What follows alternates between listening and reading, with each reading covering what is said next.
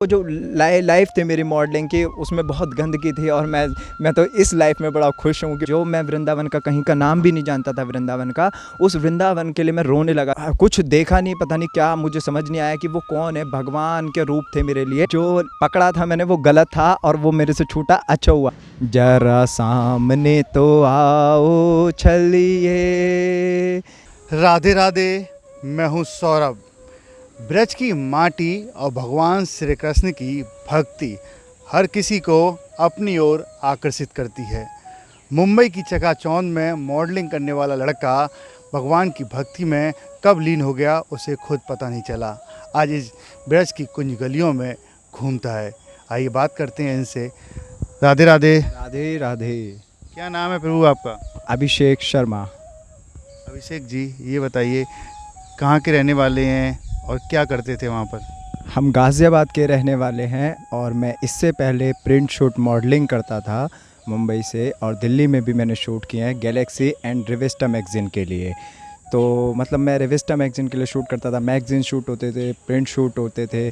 तो मैं modelling life में था, बढ़िया मतलब फैशनेबल था। बट जो आनंद भगवान की भक्ति में है, जो ब्रज में आनंद है, वो आनंद उस मॉडलिंग में नहीं है। जो भगवान श्री कृष्ण मॉडल हैं, उनसे बड़ा कोई मॉडल नहीं है। तो मैं तो यही कहूँगा कि मेरे को वो लाइफ सबसे बेकार लगी, और ये जो लाइफ है, जिस लाइफ में अब मैं आया हूँ, उससे बेटर लाइफ हो ही नहीं सकती जीवन में कोई। क्या पढ़ाई की थी आपने और लास्ट टाइम कहाँ रहते थे आप? मैंने BCA किया था लास्ट, और CCS यूनिवर्सिटी से, और मैं गाज़ियाबाद में ही रहता था। और उसके बाद मैं यहाँ से जब मॉडलिंग कर रहा था, तो मॉडलिंग करते करते करते करते मेरे स्टोमक में कॉइन चला गया। आई हैव नो आइडिया कि वो बट कब गया, बट उसने इतना पेन किया मेरे को, इतना पेन किया कि मैंने ऑल ओवर इंडिया में सभी डॉक्टर्स को दिखाया, एंड मेरा एम्स हॉस्पिटल में भी ऑपरेट हुए, बट वो किसी से कॉइन नहीं निकला। मैंने बहुत पैसा खर्च किया, मैं बहुत परेशान था। और मई जून की सड़ी गर्मी में मतलब मैं 2-2 कंबल डाल के सोता रहता था, रोता रहता था, अंदर ही अंदर घुटता था, इतना पेन करता था। 8-8 इंजेक्शन लगते थे मेरे, बट वो पेन नहीं रुका कभी भी। और उसने मेरा शरीर पूरा ख़त्म कर दिया। 2 साल तक मेरा भोजन बंद था, और जिसके बाद मैं बहुत अंदर से टूट गया था। ऐसा मन था मेरा कि मैं फांसी लगा लूँ। पर उसके बाद मेरी माताजी को ऐसा लगा कि पता नहीं काम को लेके डिप्रेशन है, क्या बात चल रही है, मतलब मैं किसी को बताता नहीं था। जब उन्हें ये बात पता चली, उन्होंने सभी रिलेटिव्स मोहल्ले में सभी को बुलाया कि शायद किसी को ये बात बता दे, पर मैं नहीं बता पाया। और फिर जब फैमिली को पता चला कि कॉइन फंसा हुआ है, तो दिक्कत हुई। तो उन्होंने मुझे बताया कि ऐसी कोई दिक्कत नहीं है, आप ठीक हो जाओगे इससे, बट आपका इलाज कराएंगे। बट इलाज कराने के बाद भी मुझे कोई फ़ायदा नहीं हुआ, बेनिफिट नहीं हुआ।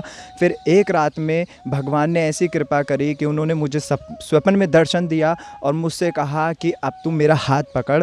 और उसी रात्रि से जो लड़का सुबह 9 बजे 10 बजे बेड पे जागता था, जिसे चाय चाहिए होती थी बेड पे, और वो लड़का सुबह 3 बजे उठ के स्नान कर रहा है, भगवान की सेवा, जिसे भक्ति का कुछ भी नहीं पता था, का कू भी नहीं पता था, वो लड़का सुबह स्नान करके भगवान की सेवा में जा रहा है। और ऐसे ही करते करते करते करते मुझे जब 1 साल हुआ, तो मतलब मेरे जो दोस्त यार थे, मेरे जो रिलेटिव थे, मतलब जो भी मतलब बुरे बुरे लोग थे, वो मुझसे खुद से खुद दूर होते चले गए। ऐसी कृपा उन भगवान की होती है। और जब मैंने ये तिलक वगैरह अपना वेश धारण किया भगवान का, तो जैसे मैं मोहल्ले से निकलता था, तो सभी लोग मेरे पास आते थे और ये कहते थे कि ये क्या बाबा जी बन गए हो, क्या सन्यासी बनना है तुम्हें, ये ठीक नहीं है, तुम जैसे पहले मॉडलिंग करते थे उसी लाइफ, वो लाइफ बहुत बेटर है तुम्हारे लिए। मतलब मुझे ज्ञान बांटते थे आके, और मेरे घर पे आके मतलब इतना परेशान किया लोगों ने मुझे कि मेरे से बोलते थे कि आप शादी करेंगे या नहीं करेंगे। तो मेरा विचार यही था, मैं हाथ जोड़ के बस उनसे यही बोलता था कि ये बिहारी जी की कृपा है, अगर वो चाहेंगे तो विवाह भी होगा, नहीं चाहेंगे तो जैसी उनकी इच्छा होगी वैसा ही होगा। और एक समय पे जब ये सब चल रहा था, तो मैं क्या करता था, भगवान के भगवत भजन को पूरा सुबह 3 बजे से जागकर पूरे शेड्यूल बना रखा था। 11 बजे विश्राम में जाता था भगवान का कीर्तन करते करते। और उसके बाद माताजी मेरी इतना परेशान हो गई थी, तो मेरी माताजी भी बोलती थी, क्या तू सन्यासी बनेगा, और मैं भी देखती हूँ कि तेरा भगवान तुझे कुछ देगा या नहीं देगा, तेरा भगवान देगा क्या तुझे खाने के लिए। पर भगवान की इतनी अति कृपा रही कि कहीं ना कहीं से मेरे लिए फल फ्रूट्स कुछ ना कुछ ऐसी सुविधा होती थी कि मेरे लिए आ जाता था। तो ये विशेष कृपा भगवान की रही है मेरे पे। और एक दिन एक बाबा जी आए हमारे यहाँ पे घर पे, और उनका एकादशी का व्रत था। तो मैं सभी वैष्णव भक्तों की सेवा करता हूँ, और मेरे को बहुत अच्छा लगता है वैष्णवों की सेवा करना। तो मैंने उनसे बोला, बाबा जी आप क्या प्रसाद पाएंगे, हम आपके लिए बनाएंगे। तो उन्होंने बोला कि मेरा एकादशी व्रत है, आप ऐसा करिए मेरे लिए चाय बनाइए। तो मैंने उन्हें चाय बना के पिलाई। तो उन्होंने हमारी माताजी को कुछ देखा नहीं, पता नहीं क्या, मुझे समझ नहीं आया कि वो कौन है, भगवान के रूप थे मेरे लिए। उन्होंने मेरी माताजी से छूटते ये बोला कि आपका बेटा बहुत बड़ा नाम करने जा रहा है और आपको मतलब इतनी ऊंचाइयों पे लेके जाएगा, ये भगवान की भक्ति मार्ग से जोड़ने वाला है और ये अब यहाँ से जा रहा है। तो मेरी माताजी वेरी शॉक्ड कि कहाँ जा रहा है। तो मतलब बाबा जी ने कहा कि अब ये भगवान की शरण में जा रहा है और इसे जाने दे, क्योंकि आपका नाम ऊंचा करना चाहता है आगे।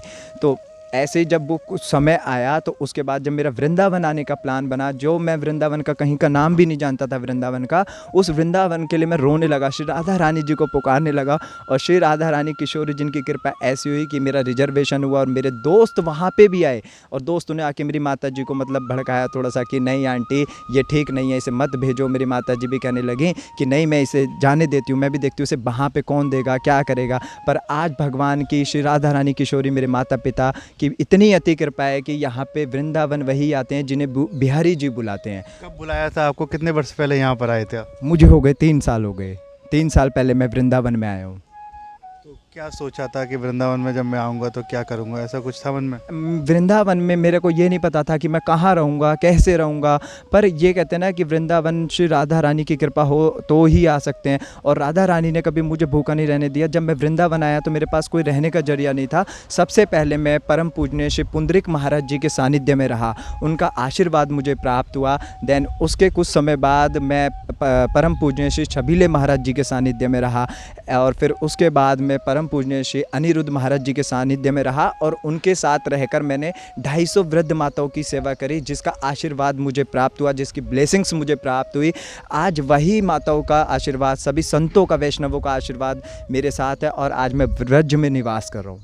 मॉडलिंग की दुनिया कुछ अलग होती है, वहाँ पर कुछ अच्छे कपड़े, ये स्टाइलिश, लेकिन आप जी को धोती में, तो कैसा लगता है कि ऐसा नहीं लगता सब कुछ छोड़ा है हमें? नहीं, ऐसा नहीं लगता। मुझे लगता है कि मैं जो पकड़ा था मैंने वो गलत था और वो मेरे से छूटा, अच्छा हुआ। आज जो मैंने पकड़ा है ये भगवान की अति कृपा है कि भगवान से बड़ा कोई मॉडल नहीं है, भगवान से बड़ा कोई फाउंडर नहीं है, और कोई ड्रेस नहीं है भगवान से बड़ी। जब भगवान अगर भगवान काले भी हैं, उन्हें एक ड्रेस पहना दो तो वो इतने स्वरूप उनका इतना आनंदित लगता है कि मन मोह लेते हैं। तो ये स्वरूप भगवान का है। मतलब अपने आप को मैं ऐसा नहीं दिखाना चाहता कि अब मैं मॉडल हूँ, क्या हूँ। मैं जो था वो पास था मेरा, मैं भूल गया उसी सबको। पर ये जो है यही मेरी मॉडलिंग लाइफ है, यही मेरी ड्रेस है, यही भगवान की अति कृपा है मेरे पर। आप बता रहे थे आपके कॉइन था आपके शरीर में, तो वो सब कहाँ चलेगा, कैसे ऑपरेट हुआ है कुछ? नहीं, अभी कोई ऑपरेट नहीं हुआ, और जब से मैं ब्रज में आया हूँ तब से तो भगवान की इतनी कृपा है कि मैंने किसी डॉक्टर्स को नहीं दिखाया, कोई ऑपरेट नहीं कराया, कोई MRI CT स्कैन कुछ नहीं कराया। और अब ये भी नहीं पता कि मुझे वो कॉइन सिक्का मेरे पेट में है भी या नहीं है। और मैं आप सभी को दिखाना चाहूँगा कि जो पेट में मेरे कॉइन चला गया था वो ये कॉइन है, आप देख सकते हैं सभी, जिस कॉइन की वजह से मैं बहुत टूट गया था। और मेरा जो 2 साल तक भोजन बनता, खिचड़ी दाल के पानी पे मैं जीवित था, मेरा शरीर अच्छा था जब मैं मॉडलिंग कर रहा था, बट वो सूखता चला गया। और बट अब मेरा शरीर भी अच्छा है बहुत, और मैं अच्छा भोजन पा रहा हूँ इस समय। तो जहाँ आप रहते थे वहाँ जीवन कैसा जीते थे? यहाँ तो कुछ गलियों में घूमने को मिलता है, वहाँ कोई गाड़ी वगैरह भी होगी, वहाँ कैसा था? मतलब कुंज गलियों में जब हम चलते हैं तो पैदल चलने का जो आनंद है, और हर घर में हर छोटा से छोटा बच्चा राधे राधे हरे कृष्ण भगवान का नाम जपते हैं तो इतना आनंद आता है। पर वो जो लाइफ थी मेरी मॉडलिंग की, उसमें बहुत गंदगी थी, और मैं तो इस लाइफ में बड़ा खुश हूँ कि भगवान श्री कृष्ण के चरणों में मैं समर्पित हूँ, और मैंने अपना शरीर उन्हें समर्पित किया है। तो आज उसी की वजह से अब मुझे कोई दिक्कत नहीं है, मेरा सिक्का भी नहीं है, मेरे को तो यही लगता है कि अब नहीं है, और ना ही मैं किसी डॉक्टर के पास जाता हूँ। बस मेरे डॉक्टर तो मेरे श्याम सुंदर राधा रानी, मेरे माता पिता ही हैं। आपके पिताजी क्या करते थे? मेरे पिताजी भी महामंडलेश्वर स्वामी दयाराम दास जी के साथ रहते थे, और मैं बताना चाहूँगा कि मैं 10 साल का था जब मेरे पिताजी पधार गए थे। तो आज उन्हीं की ये ब्लेसिंग्स हो सकती है कि जो उनका मतलब कर्म है वो कर्म मुझे प्राप्त हुआ, और आज मैं भी एक वैष्णव रूप में आया हूँ भगवान के चरणों में, भगवान के धाम में। कोई भगवान के लिए आप भजन जिन्हें भगवान को रिझाते हो अपनी तरफ, कोई ऐसा याद है?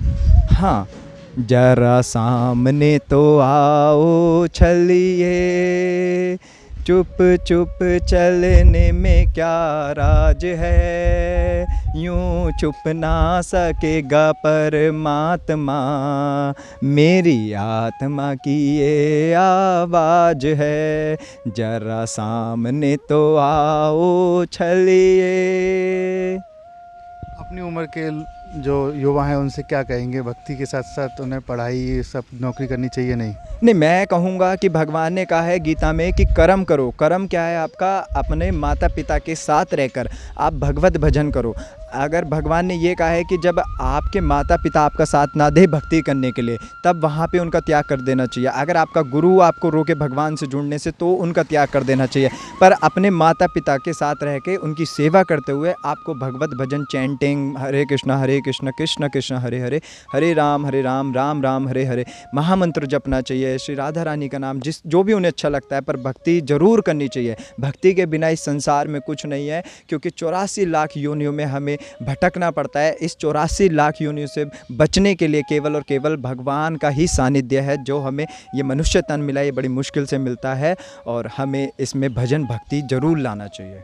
भागवत और गीता भी पढ़ते होंगे आप? हाँ जी, मैं अभी मेरा जो स्टडी चल रही है श्रीमद् भागवतम की चल रही है, और मैं भी कि अभी लास्ट 1 ईयर के बीच में मैं कंप्लीट करके और श्रीमद् भागवतम को मतलब करना चाहता हूँ, और सभी लोगों को, संसार के सभी लोगों को भगवान के सानिध्य से, भगवान के चरणों से जोड़ना चाहता हूँ। हरे कृष्णा, राधे राधे। हरे कृष्णा, राधे राधे। देखिए, अब तक हमारे साथ रहे ये भक्त जो मॉडलिंग करते थे, लेकिन मॉडलिंग छोड़ने के बाद ब्रज में आगे, ब्रज में, वृंदावन में, इन कुंज गलियों में इस धोती के लिबास में घूमते हैं और भगवान श्री कृष्ण की भक्ति करते हैं। यही भगवान श्री कृष्ण का अटूट प्रेम है, जो अपनी भक्ति कहीं ना कहीं, किसी न किसी रूप में करा ही लेते हैं। राधे राधे।